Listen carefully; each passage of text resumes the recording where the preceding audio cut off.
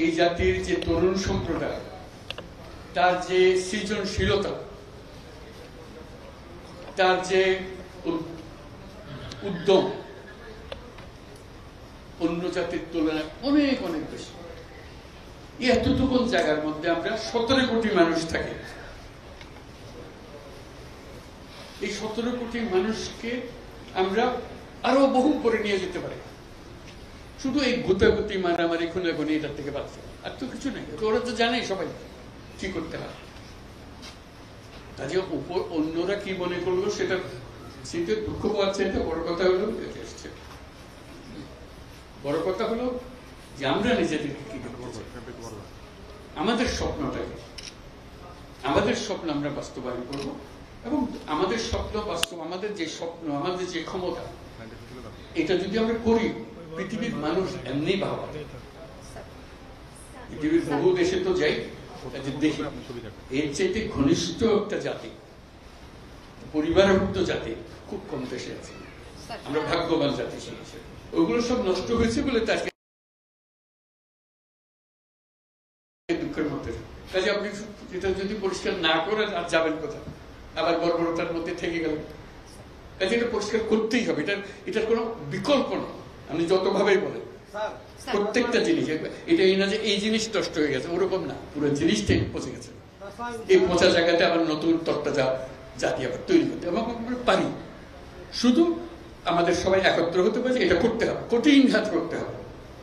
কঠিন যদি না হন এটা পারবেন না, থেকে যাবে, মানে বীজ থেকে যাবে। বীজ থাকলে একটা সমাধানে হবে না। তো আমি বলছেন, আমি বলছি আপনার একটা অংশ, কিন্তু আরো বিষয় আছে, সব একসঙ্গে দিতে হবে এবং করতে হবে। এটা মুক্তি পাওয়ার উপায় নেই।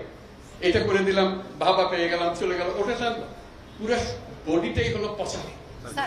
আমি অর্থনীতির পাই নাই,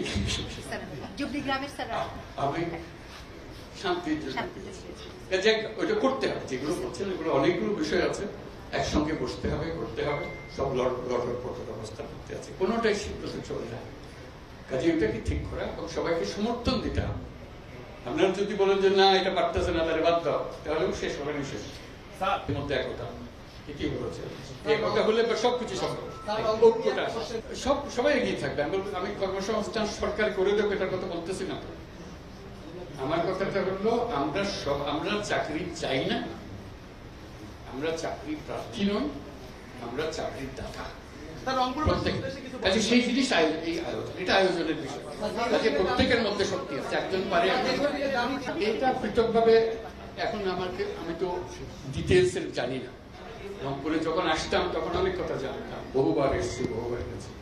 কাজে এখন আবার নতুন ভাবে দেখতে হবে কোনটা কি অবস্থা। সবকিছু সম্ভব।